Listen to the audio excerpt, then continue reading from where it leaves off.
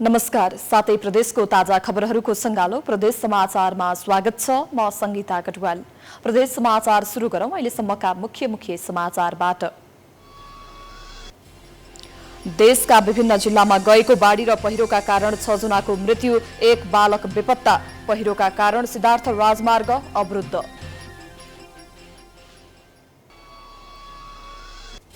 चितवनकी सुजिता भण्डारी मृत्यु प्रकरणको सत्य तथ्य पत्ता लगाउन परिवारको माग, अनुसन्धान जारी रहेकोले केही दिनमै सार्वजनिक गर्ने प्रहरीको भनाई। कोरोना संक्रमणको जोखिमका बीच सुदूरपश्चिमका नाकामा भारत जाने नेपालीको भिड, स्वदेशमा रोजगारी नभएका कारण भारत जान बाध्य भएको गुनासो। र कास्कीमा निर्वाचन क्षेत्र पूर्वाधार विकास कार्यक्रम प्रभावकारी बन्दै गाउँ गाउँमा विकास निर्माणका काम भएपछि स्थानीयलाई सुविधा।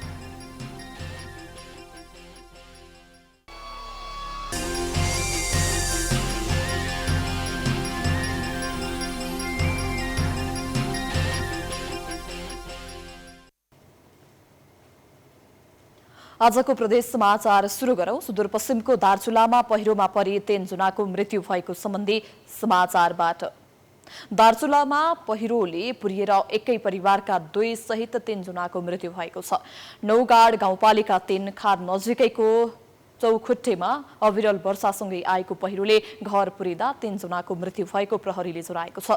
पहिरोले घर पुरिँदा स्थानीय 72 वर्षीय गेउली ठगुन्ना र उनकी 3 महिनाकी नातिनी मन्जरी ठगुन्नाको मृत्यु भएको प्रहरीले जनाएको छ। यस्तै घट्ट जाने क्रममा आएको पहिरोमा परेर सोही ठाउँका 29 वर्षीय लक्ष्मण सितौलीको पनि मृत्यु भएको प्रहरीले जनाएको छ। उनीहरू 3 जनाको शव पहिरोबाट निकालिएको छ। पहिरोमा परेर नौगाड गाउँपालिका 3 कै 18 वर्षीय हरमती ठगुन्ना घाइते भएकी छिन्। त्यस्तै खारखोलामा आएको बाढीले नौगाड गाउँपालिका 3 मा रहेको 32 किलोवाट क्षमताको दोस्रो लघु जलविद्युत आयोजनामा क्षति पुर्याएको छ। अविरल वर्षापछि खोलामा आएको बाढीले जलविद्युत आयोजनाका सबै संरचना बगाएको स्थानीयले जनाएका छन्।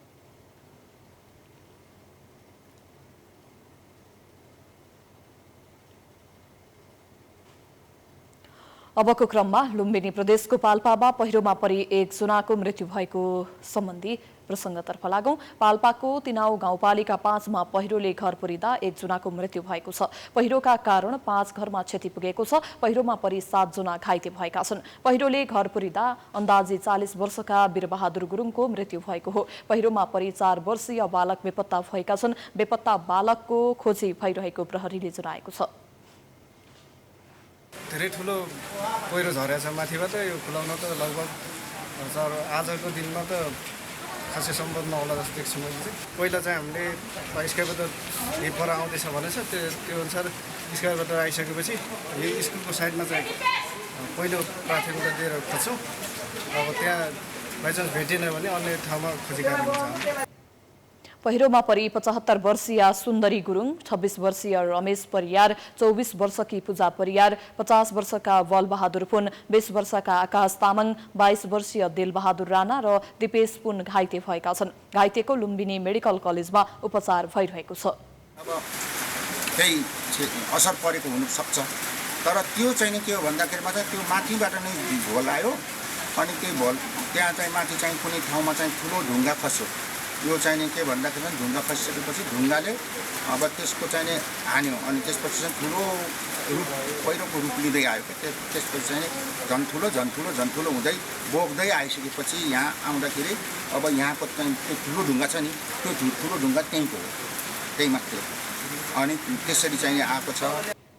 पहिरो पीडित परिवारलाई उद्धार गरी विद्यालयमा राखिएको छ। लगातारको वर्षाका कारण दर्जनौं स्थानमा पहिरो जाँदा सिद्धार्थ राजमार्ग अन्तर्गत पाल्पा बोटवल सडक खण्ड समेत अवरुद्ध भएको छ। पहिरो पन्छाउने काम भइरहेको ट्राफिक प्रहरीले जनाएको छ। त्यस्तै 5 थरमा तमोर नदीले बगाउँदा कुम्बायाक गाउँपालिका 3 रानी गाउँकी 1 बालिकाको मृत्यु भएको छ। स्थानीय पदम सुन्दर सम्बाहामफैकी 8 वर्षीय छोरी करिश्माको तमोर नदीले बगाउँदा ज्यान गएको हो। उता दाङमा घर भत्किँदा एक बालकको मृत्यु भएको छ भने 2 जना घाइते भएका छन्। घोराही उपमहानगरपालिका 17 वाडी निवासी आशा राम चौधरीको घर भत्किँदा 3 महिनाकी बिन्दु चौधरीको मृत्यु भएको जिल्ला प्रहरी कार्यालय दाङले जनाएको छ।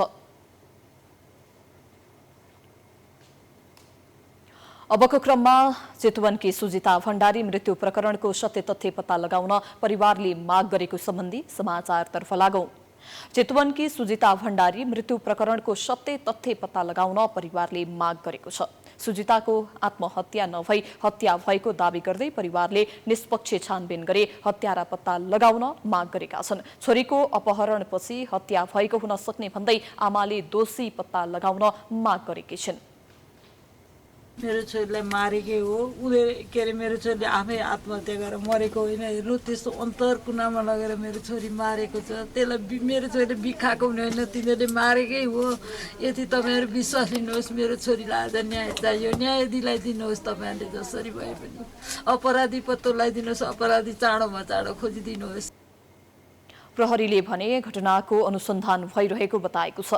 जिल्ला प्रहरी कार्यालय चितवनले घटनाका विषयमा 100 जना भन्दा बढी व्यक्तिसँग सोधपुछ गरिसकेको छ र थप अनुसन्धान जारी रहेको बताएको छ। प्रहरीले अभियन्ताको नाममा बाहिरबाट आएर समाजमा गरिएका क्रियाकलाप र युट्युबमा हुने सूचना सम्प्रेषणले समाजमा गलत सूचना जाँदा अनुसन्धानमा कठिनाई भएको जनाएको छ।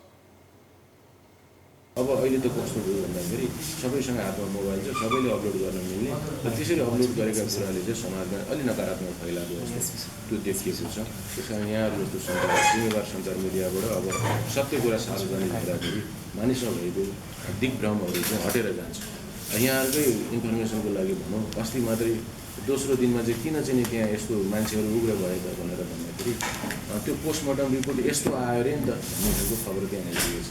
कसले भन्यो त भन्दाखेरि जो पोस्टमार्टम रिपोर्ट चाहिँ लास सहितै काठमाडौँ हामीले पठाएका थियौँ, ठुलो बाउ उहाँले भन्नुभयो भन्नु। भोलि त ठुलो बहिनी आइपुग्नु अनि हामीले बोलायौँ, होइन मैले त्यस्तो भनेकै छैन भन्नुहुन्छ। यस्तो किसिमको अफवाहहरू फैलाएर समाजमा जुन अशान्ति फैलाउने खालको जुन छ।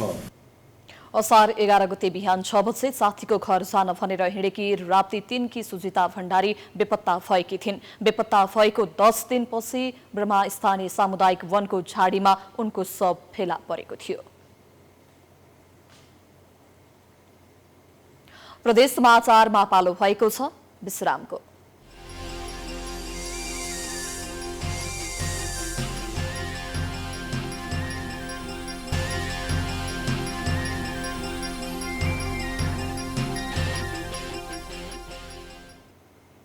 विश्रामपछि स्वागत छ। अब लागौं सुदूरपश्चिमका नाकाबाट भारत जाने नेपालीको भिड लागेको सम्बन्धी समाचारतर्फ। कोरोना संक्रमणको जोखिमका बीच रोजगारी गुमाएका सुदूरपश्चिमका विभिन्न जिल्लाका नेपालीहरू पुनः रोजगारीका लागि भारत जान थालेका छन्। कञ्चनपुरको गड्डा चौकी नाका हुँदै नेपालीहरू भारत जान थालेका हुन्। कोरोना संक्रमणको जोखिम कायम भए तापनि बेरोजगारीका कारण समस्या भएको भन्दै नेपालीहरू भारत जान बाध्य छन्। एक रिपोर्ट। भारतमा कोरोना संक्रमणको जोखिम बढेपछि नेपालीहरू घर फर्किएका थिए, तर नेपालमा कुनै रोजगार नपाएपछि नेपालीहरू सुदूरपश्चिमका विभिन्न नाका हुँदै भारत जान थालेका छन्। कञ्चनपुरको गड्डा चौकी नाका भएर पछिल्लो समय भारत जानेको लर्को लाग्ने गरेको छ। संक्रमणको जोखिमसँगै भारतमा लकडाउनका कारण व्यापार व्यवसाय उद्योग बन्द भएपछि रोजगारी गुमाई घर फर्किएका थिए, तर नेपालमा बेरोजगार भई बस्न समस्या भएपछि नेपाली मजदुरहरू कोरोना महामारीको कुनै प्रभाव नगरी पुनः रोजगारीको खोजीमा भारत जान थालेका हुन्। घरमा खाने चारो होइन, एक किस्ता तिर्नुपर्छ, मान्छेलाई अवस्था पढाएको हुन्छ। जाउँ भनेर कमाउनु पो मेरो घरमा पनि त मान्छे कोही के भइदियो भने गर्ने दबाई होइन, घर खाने चारो छैन भने त इन्डिया हिँड्यो, हिजो आयो, यहाँ पनि फिर्ता गर्छ। समस्या भने जान्दिया होइन, घर जाउँ भने बालबच्चाले अब टोकल छ आयो फेरि फिर्ता भयो भन्न हामीलाई अप्ठ्यारो पढाएको। घर जाने बाटो न उता जाने बाटो। पछिल्लो समय दैनिक 200 देखि 300 को हाराहारीमा नेपाली मजदुर रोजगारीको सिलसिलामा पश्चिमी नाका गड्डा चौकी भएर भारत जाने गरेका छन्। भारत प्रवेश हुने नेपालीको PCR तथा एन्टिजेन परीक्षणको रिपोर्ट अनिवार्य गरेको र रिपोर्ट नभए प्रवेशमा रोक लगाएको छ। यसरी कोरोना रिपोर्ट अनिवार्य मागेपछि धेरैजसो भारत प्रवेश गर्ने नेपालीलाई समस्या पर्ने गरेको छ। 2 वर्षदेखि लकडाउनदेखि घरै थिएँ। अब त्यो दिल्लीमा पसल थियो, त्यो पसल खोलो भनेर जाँदै थिएँ। त्यहाँ बोर्डरमा PCR रिपोर्ट छैन, हामीलाई थाहा पनि थिएन। यहाँ जान दिँदैरहेछन्। यो नेपाल सरकारको कारण यो हामीलाई गलत भोग्नु परिरहेछ। यहाँ इन्डियाबाट एउटा वकिल आए थियो भने त्यसलाई उनीहरूले जान दिएन। त्यसै कारण इन्डियावाला हामीलाई नेपालीलाई धेरै परेशान गर्दैछन् बोर्डरमा। यो नेपाल सरकारले इन्डियाबाट सन्धि गरेर बोर्डरलाई खुल्ला गरिदिनुपर्छ हामी सबै नेपालीहरूलाई र इन्डियनहरूलाई पनि सुविधा होस्, दुई पक्षलाई सुविधा होस् भनेर यो नेपाल सरकारले यो एसएससीवालालाई भनेर यो बोर्डर खुल्ला गरिदिनुपर्छ। सरकारले युवाहरूका लागि रोजगारी सिर्जनाका लागि ठोस योजना ल्याउन नसक्दा नेपालीहरू कामको सिलसिलामा भारत जान बाध्य छन्। भारत प्रवेशका लागि कोरोना रिपोर्ट अनिवार्य गरेपछि नेपालीहरू सीमा क्षेत्रमा अल्पत्र पर्ने गरेका छन्। त्यस्तै भारतबाट नेपाल भित्रिनेहरूको समेत गड्डाचौकी नाकामै अनिवार्य रूपमा एन्टिजेन परीक्षण गर्ने गरिएको छ। पछिल्लो चरणमा एन्टिजेन परीक्षणमा कसैको पनि पोजिटिभ रिपोर्ट नआएको परीक्षणमा संलग्न स्वास्थ्य कर्मीको भनाइ छ। चेक गर्दाखेरि इन्डियाबाट आउनेलाई मात्र चेक गर्थ्यौँ होइन। अहिले कस्तो छ भने अब इन्डियाले पनि नेपालीहरूलाई PCR को रिपोर्ट नभइकन इन्डिया जान दिन लागेको छैन। त्यसको लागि अब प्रोटोकल अनुसार जुन स्वास्थ्यको प्रोटोकल अनुसार उनले के भनेको छ भने जुन स्वास्थ्यले कोही पेसेन्ट ल्याउन जाँदैछ, कोही इमर्जेन्सी अवस्थामा कोही चेक गर्नु गइरहेछ भने त्यसलाई पनि रिपोर्ट बनाएर पठाइदिनु होला, एन्टिजेन चेकअप गरेर पठाइदिनु होला रिपोर्ट बनाएर भनिरहेछ। पहिला हामीले नेपाल फर्किनेलाई मात्र एन्टिजेन गर्थ्यौँ भने अहिले भारत फर्किने कोही त्यस्तो इमर्जेन्सी केसमा छ, कोही पेन्सन बुझ्नु गएको छ भने त्यसलाई पनि चेक गरिरहेछ। कोरोना महामारीकै बीच भारत जानुपर्ने नेपालीको बाध्यतालाई सरकारले बुझी रोजगारको अवसर सिर्जना गर्न सके नेपालीहरू स्वदेशमै रमाउने देखिन्छ। सरकारले युवाहरूको विदेश पलायन हुने बाध्यता कम गर्न युवा स्वरोजगार कार्यक्रम पहुँचवाला वा पार्टीका कार्यकर्तामा मात्र सीमित नराखी समग्र युवा केन्द्रित बनाउन जरुरी छ। प्राइम टाइम्स टेलिभिजनका लागि कञ्चनपुरबाट डेलीराज पन्तको रिपोर्ट।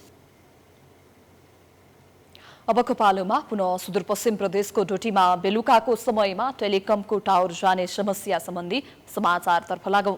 डोटीमा बेलुकाको समयमा टेलिकमको टावर जाने गरेका कारण स्थानीयहरू फोन सेवाबाट वञ्चित हुनु परेको छ।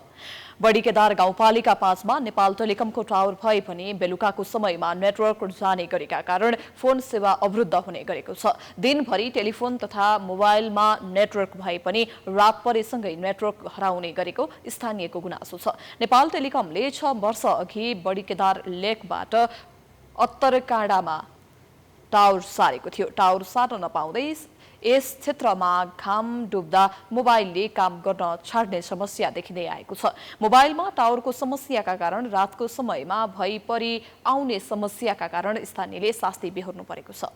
यो नेटवर्क नहुँदाखेरि एकदमै समस्या भएको छ।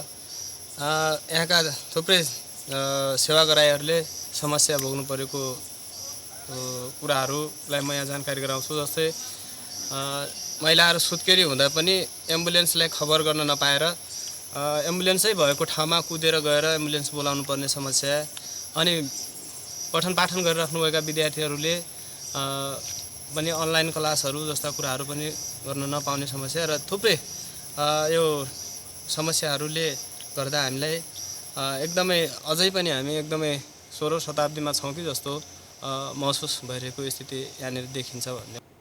टेलिफोनको नेटवर्कको समस्याका बारेमा स्थानीय तहले पटक पटक जानकारी गराउँदा पनि सुधार हुन सकेको छैन। टेलिफोनको समस्या साह्रै समस्या थियो। त्यहाँ भर्खरै मात्रै नेपाल टेलिकमको पुनः अर्को टावर जोड्ने चाहिँ कार्य अगाडि लगत्तै बढ्ने कुरा म यहाँलाई जानकारी गराउँछु र समग्रमा बडीकेदार गाउँपालिका आफै एउटा समृद्ध गाउँपालिका हो र यसलाई समृद्धिको बाटोतर्फ ल्याएन यो गाउँपालिकाको निरन्तर ध्यान जाने कुरामा म चाहिँ पूर्ण विश्वस्त छु र म सम्पूर्ण आदरणीय। उता नेपाल टेलिकमले सोलरका कारण पावर नपुग्दा नेटवर्कमा समस्या हुने गरेको जनाएको छ। केदारेश्वरको टावरमा 4G राखिएपछि थप समस्या देखिएको नेपाल टेलिकम डडेलधुराले जनाएको छ। सोलर सिस्टम भएकोले बेलुकाको समयमा नेटवर्कमा केही समस्या देखिने गरेको इन्जिनियरको भनाइ छ। उनले टावरको समस्या समाधान गर्न चाँडै अपडेट गर्ने बताएका छन्।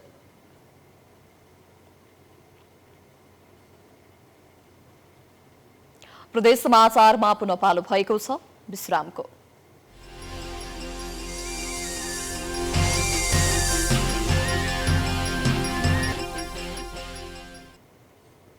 विश्रामपछि पुनः स्वागत छ। अबको क्रममा गण्डकी प्रदेशको कास्कीमा निर्वाचन क्षेत्र पूर्वाधार विकास कार्यक्रम प्रभावकारी बन्दै गएको सम्बन्धी समाचारतर्फ लागौं। कास्कीमा निर्वाचन क्षेत्र पूर्वाधार विकास कार्यक्रम प्रभावकारी बन्दै गएको छ। छनौट भएका 25 वटा योजना मध्ये अधिकांश योजनाहरू अन्तिम अवस्थामा पुगेका छन्। कार्यक्रम अनुसार कृषि, पर्यटन सहित सड़क विस्तारका क्षेत्रमा बजेट विनियोजन गरिएको छ भने गाउँ गाउँमा विकास भएको स्थानीयले महसुस गर्न थालेका छन्। हेरौं यो रिपोर्ट। कास्कीको माछापुच्छ्रे गाउँपालिकाको 6 मा 100 चौकी कृष्ण गौडा ग्रामीण योजना अन्तर्गत सड़क निर्माण कार्य भइरहेको छ। निर्वाचन क्षेत्र पूर्वाधार विकास कार्यक्रम अन्तर्गत 6 लाखको बजेटमा सड़क निर्माण कार्य अगाडि बढेको हो। सड़क निर्माण हुनुअघि साँघुरो बाटोका कारण पैदल हिँड्न समेत समस्या हुने गरेको थियो। सड़क निर्माण भएसँगै 200 घरधुरी लाभान्वित हुने भएका छन्। हामीले यो ठाउँमा हेर्नुस् यस्तो भिड थियो, यहाँबाट गाडी हैन कि हामी पनि हिँड्न सकेका थिएनौं, अप्ठ्यारो थियो। त्यो परिस्थितिमा धन्य यहाँसम्म हजुरहरूको त्यो 5 लाखले गर्दाखेरि 5.5 लाखले गर्दाखेरि हामीले यहाँसँग गरियो। त्यो 5.5 त हामीलाई त उ देखापट मात्रै हो, अरु हामीले आफ्नै परिसरमा गरेका छौं। भोलि पनि हामीले यसरी गरमलाई हजुरहरूको आकांक्षा अनुसारले हामीले गर्नेछौँ भन्ने हामीले आशा गरेका छौँ। कोरोना संक्रमणको समयमा पनि सड़क निर्माण कार्यले निरन्तरता पाएकाले हाल निर्माण कार्य अन्तिम चरणमा पुगेको परियोजनाले जनाएको छ। यस कामको सन्दर्भमा कुरा गर्दाखेरि हाम्रो त्यहाँबाट जुन किस्ने गएर भन्ने ठाउँमा बाटाको भलले चाहिँ निकै खोल्सो पारेको थियो, तर त्यहाँ जाली हालिएछ र लगभग तपाईको अहिले नाप्दाखेरि पनि हाराहारी लगभग 800 पुग्नु पो 800 मिटर तपाईको ग्राभेल गरिएको छ र यो लगभग 200 हाराहारीमा चाहिँ नयाँ ट्र्याकको खनिएको छ। निर्वाचन क्षेत्र पूर्वाधार विकास कार्यक्रमले जनतासँग जनप्रतिनिधिहरूको सम्बन्ध जोड्ने काम मात्र नभई जनताका समस्या समेत समाधान गर्दै आएको सांसद रामजी बरालको भनाइ छ। अनुगमनको प्रक्रियामा सानो बजेटले तपाईँ मात्रात्मक रूपमा धेरै नै कामहरूको देखियो। बजेट सानो छ तर मात्रात्मक रूपमा धेरै नै कामहरूको देखियो। गुणात्मक हिसाबले अब त्यो ठ्याक्कै के हुन्छ त्यो प्राविधिकहरूले जान्ने कुरा भयो। अब हाम्रो चाहिँ नाङ्गो आँखाले देखेको सानो बजेटले धेरै कामहरू चाहिँ गर्नुभएको, जनता खुसी हुनुभएको। किनभने कमसेकम यति अप्ठ्यारो थियो, यो अप्ठ्यारो ठाउँमा चाहिँ बजेटको व्यवस्थापन भयो। यसर्थ हामी धेरै चाहिँ खुसी छौँ, आभारी छौँ। तर अझै यसलाई व्यवस्थित गर्नका निम्ति बजेटको चाहिँ खाँचो छ, नबिर्सिदिनु होला भन्ने ढङ्गले चाहिँ जुन सुझावहरू पनि प्राप्त भएका छन् र कामको चाहिँ हिसाबले हेर्दाखेरि सन्तोषजनक नै जो काम भएको चाहिँ देखियो। निर्वाचन क्षेत्र पूर्वाधार विकास कार्यक्रम अन्तर्गत कास्कीमा कृषि, पर्यटन सहित ग्रामीण क्षेत्रको जनजीवनमा विकासको प्रत्यक्ष प्रभाव परेको देखिन्छ, जसका कारण स्थानीयले पनि विकास निर्माणका कारण राहतको महसुस गरेका छन्। कास्कीबाट अनिता घिमिरेको रिपोर्ट। अन्तमा कर्णाली प्रदेशको रुकुम पश्चिममा व्यावसायिक नर्सरी सञ्चालन गरी राम्रो आमदानी गरेको सम्बन्धी समाचारतर्फ लागौं। रुकुम पश्चिमका किसानहरूले पछिल्लो समय व्यावसायिक रूपमा नर्सरी सञ्चालन गरी राम्रो आमदानी गर्दै आएका छन्। किसानले नर्सरीबाट विभिन्न प्रजातिका फलफूलका बिरुवा उत्पादन गरी बिक्री वितरणबाट राम्रो आमदानी गर्दै आएका छन्। बोट बिरुवाहरू जिल्लामै खपत हुने गरेका कारण युवाहरू त्यसतर्फ आकर्षित भएका छन्। यस वर्ष समयमा नै मनसुन सक्रिय भएसँगै उत्पादन गरेका बर्खे बिरुवाको माग बढेको छ। कोरोना र लकडाउनका कारण गत वर्षदेखि गाउँमै सुरु गरिएको नर्सरी उत्पादनले हाल बेरोजगार युवाहरूलाई स्वदेशमै रोजगारी दिएको छ। यस नर्सरीबाट हाम्रो आय आमदानी भन्दा पनि हामीले कसरी चाहिँ कृषि क्षेत्रमा सबै युवाहरूलाई आकर्षित गर्न सक्छौँ भन्ने सोचले हामीले यो नर्सरी स्थापना गरेका छौँ। युवा सृजनशील कृषि तथा पशुपन्छी फार्म तथा दर्ता गरी सञ्चालन गरेको नर्सरीबाट पुनले मनसुन सुरु यता मात्र 17,000 टिमुरका बिरुवा बिक्री गरेकी छन्। पुनको नर्सरी फार्ममा टिमुर, सुन्तला, अमिला, किवी लगायतका बिरुवा उत्पादन गरिएको छ। डिभिजन वन कार्यालयले पनि युवाहरूले सुरु गरेको नर्सरी लगायत जिल्लाका विभिन्न फार्मबाट बिरुवा खरिद गरेर किसानलाई वितरण गरेको जनाएको छ। यस कार्यालयबाट चाहिँ फलफुल र चाहिँ विशेष गरी जडीबुटीमा चाहिँ टिमुरको सम्भावना बढी भएको र यहाँमा चाहिँ माग सङ्कलन गर्दाखेरि पनि टिमुरलाई चाहिँ अहिले प्राथमिकताको रूपमा राखेर चाहिँ मागहरू मागपत्रहरू चाहिँ यसमा कार्यालयमा पेश भएको कारणले गर्दा हामीले फलफुलमा विशेष गरी कागती, त्यस गरी सुन्तला, केही आँपहरू अनि त्यसपछि एभोकाडोका प्रजातिहरू हामीले खरिद लगभग 12,350 को सङ्ख्यामा चाहिँ हामीले जिल्ला दर रेटमै भित्र रहेर हामीले खरिद चाहिँ प्रक्रिया अगाडि बढाएका छौँ। रुकुम पश्चिममा उत्पादन गरिएका फलफुल र जडीबुटीका बिरुवा वर्षेनी जिल्ला बाहिर समेत निर्यात हुँदै आएका छन्।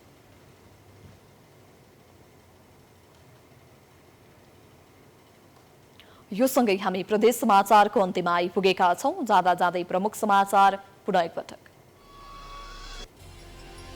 देशका विभिन्न जिल्लामा गएको बाढी र पहिरोका कारण 6 जनाको मृत्यु, 1 बालक बेपत्ता। पहिरोका कारण सिद्धार्थ राजमार्ग अवरुद्ध।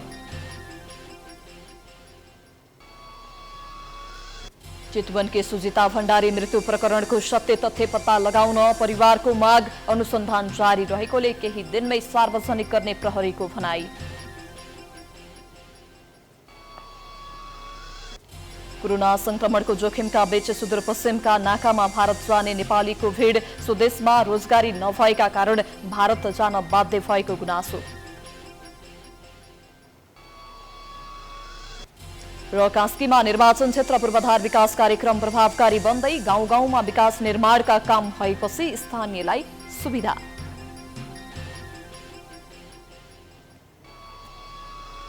प्रदेश समाचार अहिलेलाई सकियो। हेर्दै गर्नुहोला प्राइम टाइम्स टेलिभिजन। नमस्कार।